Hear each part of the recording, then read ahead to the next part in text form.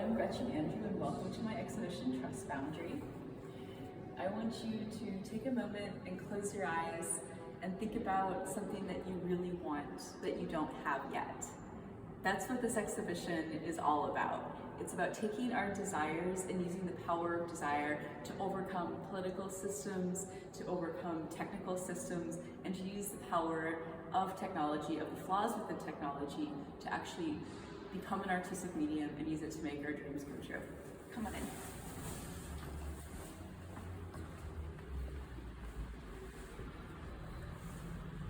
The first work we have in this exhibition is the front page of the New York Times as I visualize it when it features my artwork. This work is about visualizing what that will be like, but also, as with many of my works, not just what it will look like, but what it will feel like. What is that energy of visualization? So after I define a desire, I visualize it in the form of these vision boards. And with each of the vision boards you see in the exhibition here, it tells you what you can Google in Google Images in order to see this as a top search result. And we'll explain more about that as we go throughout the exhibition. Here we have another one, and this one is part of my contemporary art auction record app. This work doesn't just visualize what it would be like when my work is so valuable that it sells for a contemporary art auction record, but all of the feelings, all of the metaphors and symbolism of expansion and growth that is inherent within flowers. It also harkens back to the history of flower painting, which I spent a lot of time in back when I was working with Village Challenge as a figurative painter. The third hack within this exhibition is the search map.eu. And this search for me is about changing the way that we approach borders, changing the way that not just nation-state borders, but borders between language, borders between words, borders between future and past, that get very conflated and confused on the internet. So the hacks in this series, if you Google Map of the EU, come up as top search results, and they're about how easy it is to manipulate something as big as a political boundary through the internet, and each of them contains allusions to whether there's an actual map somewhere, or I call this one the Paris edition, because it's very inspired by Paris. So as I was saying, the first step is we've defined our desire. We're starting to visualize it on all of these vision boards. We're starting to create images about what it will look and will feel like to have this desire accomplished. The next step is to turn that desire into language. So a lot of the ways in which I'm able to reprogram Google's AI and reprogram Google's search results and infiltrate the algorithms is not through very technical means. I use some SEO, I use some metadata, I use some just basic HTML, but really so much of it occurs because when I tell you that I really want something, you understand that I don't have it yet. Google, however, only understands that we're relevant to the things that we talk about. So here you're invited to write down one of your desires, to put it into the suggestion box, and then at the end of this exhibition, we'll be stuffing Superman with your dreams and your desires, and it will become a permanent part of the artwork here at the exhibition. This work is a really good example of not just what I want it to look like, but what it will feel like when my work is so valuable and achieves a contemporary art auction record. And when I tell you that this is something I want my work to be so valuable, you understand that this hasn't happened yet. This is an accomplished fact. This is not fake news. This is aspirational. This is a vision board. This is my dream. And yet, when you Google contemporary art auction record, this comes up as one of the top search results. And again, that's because, in large part, I just say that. I desire this, I want this, and the internet can't parse desire, it can't figure that space out, and I use it very playfully. This particular hack of contemporary art auction records is very important to me. This wall explains why each of these hacks is an important part of the Trust Boundary exhibition. The contemporary art auction record isn't just about the power of the world that I'm infiltrating, or the power of the art world that I'm infiltrating. It's also about how women only make up 2% of the contemporary art auction. Sorry. Women only make up 2% of the contemporary art market, dollar for dollar, or euro for euro. And so I see defending and deciding and insisting that I make a lot of money in the arts as also being very important to feminism. And so within this series, you see a lot of very shiny, materialistic symbols of my future accomplishments. Please come into the next room.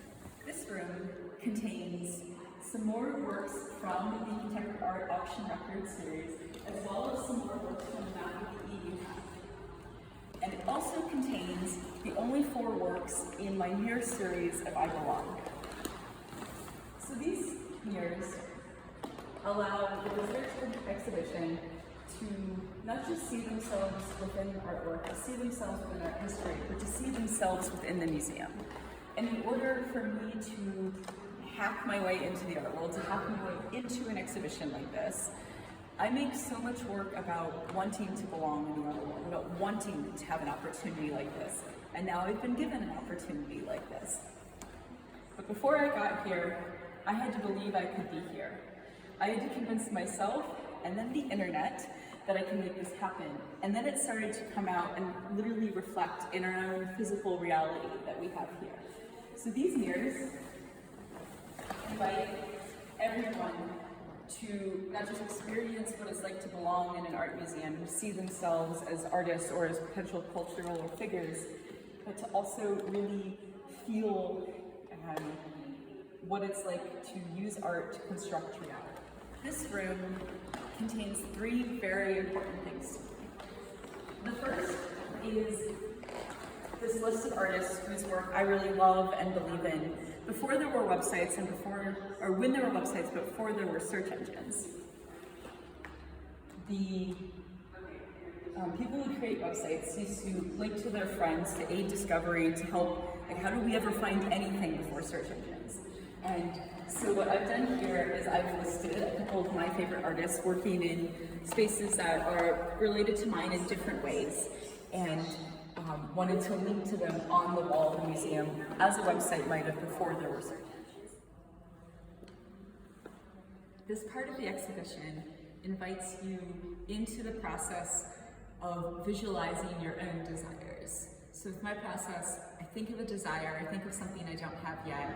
I then go and I visualize it in all of the vision boards that you've just seen. And that's the part of the process that I'm inviting you into right here. So here's a bunch of my materials. Whatever they mean to you, whatever you're excited about, whatever you want more of in your life. Money, for example. You can come and add it to the wall. And be part not just of my process, but of what makes this exhibition a joy to share with the public. In my practice, I use a lot of these very trivial, very girly, very feminine symbols and materials, these symbols of aspirational wealth, things that aren't necessarily real but represent things we desire in our life. Fake flowers, fake money, fake champagne bottles, butterflies as symbols of change. And it all helps us build and construct what we want the future to look like, because that's always the first step, is defining what we want it to be. And I use glue guns and irons and sewing in my studio, and it's really wonderful to get to share that with everybody coming through. So please add your desires. This might be my favorite wall in the entire exhibition.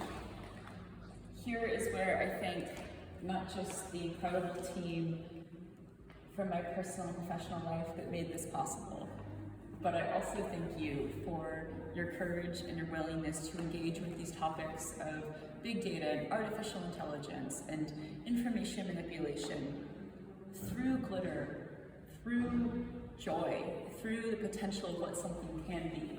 And the most I can sum up this is where I say this exhibition would not have been possible or as much fun without those who believe in me enough to to make their desires my own. I couldn't have done it alone, and I never would have wanted to. So thank you for being a part of it, and I hope you come and visit us here.